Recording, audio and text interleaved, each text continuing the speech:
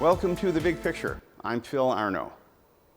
The great thing about being a broadcaster is meeting with people from every different walk of life. I've spent entire days and nights with homeless people. I've been with doctors doing complex procedures, police, astronauts. I've even had conversations with 3 presidents. After a while, in conversations, you get a feel for when people are sincere and when they just might have an agenda. Jimmy Griffin was certainly not shy about sharing his opinion on just about anything. In conversations I had with him, it always struck me that Jimmy was just a down-to-earth, common-sense kind of guy. Sometimes his opinions got him in trouble, but we always knew his heart was in the right place. I've had conversations with a number of people on this show, and you get the feeling with some of them that despite the controversy or any conflict that might follow them around, they want to do good. Phil Ramore of the Buffalo Teachers Federation, Bishop Richard Malone, Rod Watson of the Buffalo News, agree with them or not, I always felt that they were good people trying to do good. Last week, we started a conversation with Congressman Chris Collins. Like Mayor Griffin and so many others, Congressman Collins has strong views and he isn't afraid to express them. In my opinion, he's pretty down to earth. When talking to him, he doesn't have to think about his answers. And that's a sign of somebody who really believes in what they're doing. Agree with him or not, that's up to you. This program is about information from the people on front lines. Towards that end, this week we're going to conclude our conversation with Congressman Collins. I hope you take it for what it's worth and judge it with an open mind. I mean, many people think that the country is as divided now as it's ever been since maybe the Civil War. I'm not sure, because I know that the country was quite divided back in the late 1800s and maybe in the 1930s when Roosevelt was moving the country way to the left, and there were a lot of conflicts throughout the history of the country. Even when we first began in the late 1700s, early 1800s, there were a lot of differences that were almost violent at times. Are we that divided, and is it because it's a power struggle, or is it because the issues are there? No, it's because of Trump. The political divide was Trump. They did not expect Trump to win at all. It's Republicans as well as Democrats. They have a problem with Trump to a degree, right? I'll rephrase that. Establishment people. Well, there are a few. You know, Mitt Romney is no friend of Trump. A few of the establishment types, those who are trying to play both ends against the middle. But if you hear, you know, people like Senator Graham, myself, and others, there's no ifs, ands, or buts. The positive direction of our country is Trump. He got elected. The Democrats hated it. They've been on this campaign since 30 seconds after the results came in. It's not going to stop. It's going to continue until next November. And we're going to have to understand that Congress will get nothing done because the speaker, the speaker that Brian Higgins said, "I'll never vote for Nancy Pelosi." Guess what he did? Yeah. Somebody asked me about it, and I said, "Well, I knew he would. Liar, liar, pants on fire." It's that. But does the Buffalo News report that accurately? No, they don't. But wouldn't expect them to. But with Pelosi as speaker, she is one vindictive individual. One of the members, very, very middle of the road, moderate, said she would never vote against Pelosi. She didn't vote against Pelosi. Pelosi's first move was to strip her of her committee assignment. And people like Brian Higgins were afraid if he voted no and she won, he wouldn't be on Ways and Means. So in looking out for his own best interests, even though he had pledged he would not, he voted for her, and sure enough, he's still on Ways and Means, getting nothing done, but that's neither here nor there. But we're stuck there, Phil, now until the next election. Another good example is we're going back this week to start working on appropriation bills. That's what funds the government. And it turns out Nancy Pelosi didn't put a budget forward this year. Have you seen that in the newspaper and the media? No. They didn't even bring one forward to vote on. When we were in charge, we went to the Democrats and said, what do we got to do to have your support on the spending caps? Because the big divide is military versus social programs.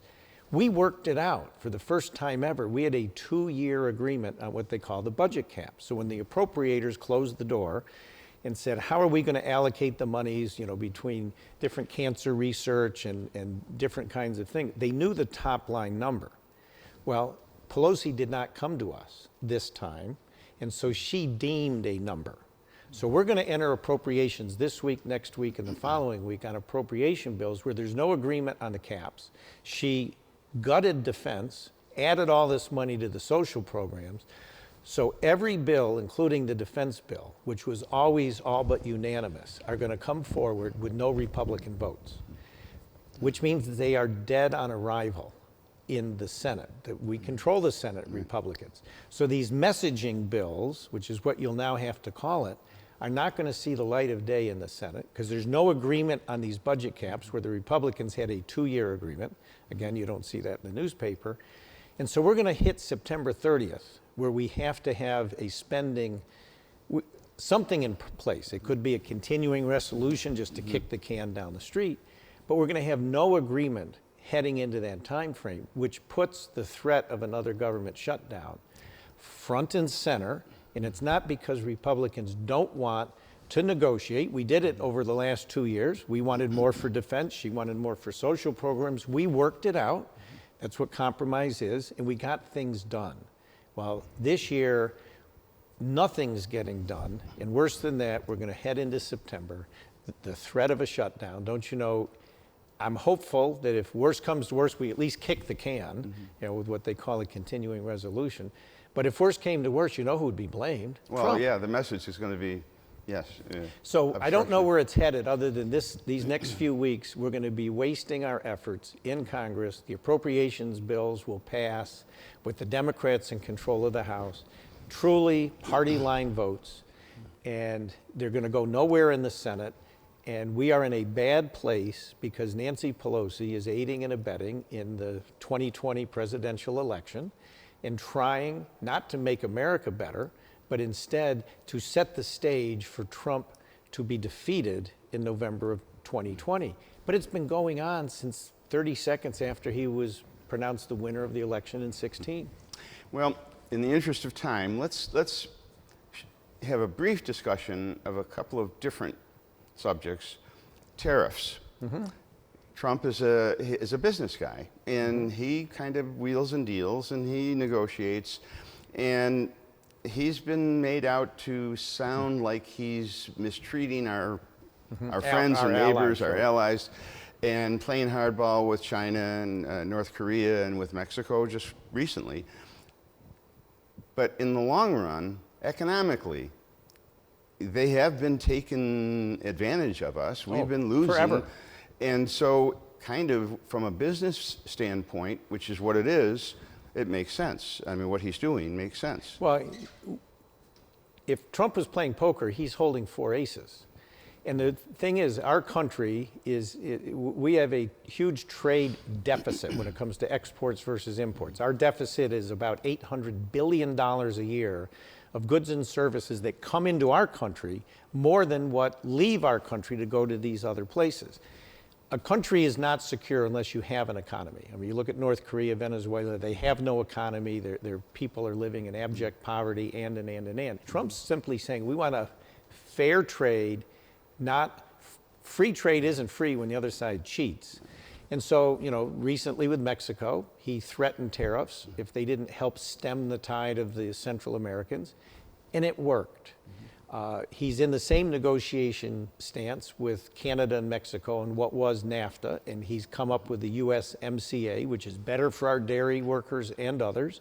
And Pelosi's blocking it from coming to a vote. Can you believe that? Well, in many ways, some of the policies that he's proposing and trying to put into action, I kind of get the feeling that countries are observing the division that we have and thinking, well, you know what, if we kind of wait and don't play the game. If we just kind of sit back and try and hold out long enough, maybe Trump will lose his power and we'll win. We'll go back to the way it was. That's where at least we have a year and a half before the election. Trump's going to win, but we have a year and a half, and for some of these economies like Mexico and even Europe right now, where they cheat as well. I mean, when we send an automobile to Europe, there's a 10% tariff.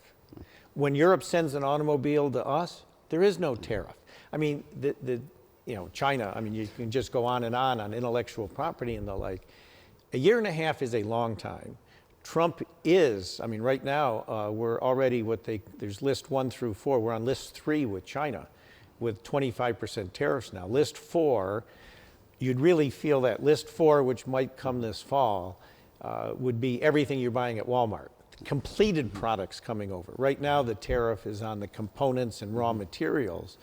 And he's got the attention of China. They have a huge trade surplus coming out of their country to ours. Their economy is not where it used to be. And so I do believe, we will see a deal with China this year. I'm hoping by September. This is my opinion, because China needs a deal. I think they misunderstood some comments that Trump made about the Federal Reserve. You know, they thought, oh, maybe the U.S. economy's in trouble. We can wait them out. Right. And.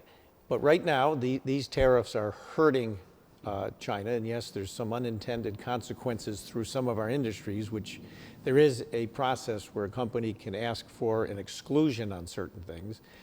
Right now, it's kind of backed up. But you know, Trump's taking on an issue that is our future. We need the manufacturing jobs back. We need to have a level playing field, whether it's automobiles going to Europe. We have to protect our intellectual property and access to markets that we don't have in China. But no president before Trump has ever taken this on, because it is. Well, it's tough. It's noisy. It can be painful. It's unintended consequences on soybeans and on bourbon and on cheese. And hence, other countries have said most presidents never had the backbone to take these things on. Well, Trump it's is. an uncomfortable thing, because in the long run, it's a winning position, because it encourages fairness. Okay, the other countries have been taking advantage of us, boosting their economy, okay, by the trade, imbalance. But if we want to remedy that, it's like taking the Band-Aid and ripping it off. There's a little bit of pain there, because tariffs can, in the short term, raise prices for Americans, and that's the big pain. Okay, but if we can get through that, and we will, and they learn that this is not, see, the message that I'm afraid of is if these other countries don't understand that Trump's position is not going away, then they may be thinking, well, if, again, like I said, if we just wait it out, Trump will be, quote unquote, overthrown in his own country, and we'll go back to the way it was. NAFTA done. USMCA, why Pelosi won't bring it to a vote, I think we know why. The threat of more tariffs if Mexico didn't help stop the stem of Central Americans. They know Trump's not bluffing. China knows Trump's not bluffing. They've never seen anything like this. I'm not sure that they don't know exactly how to deal with it. But we're saying to them, we want to trade with you, but we need you to stop stealing our intellectual property. You need to give us access to your markets like we give you access. It's going to continue to be noisy. I mean, I pretty much expected the thing with Mexico to be done quickly, and it was. It's going to take a little more time with China. They play a longer. Lose if they play a longer game. But I do think we'll see it certainly this year, and I'm hopeful by the end of September.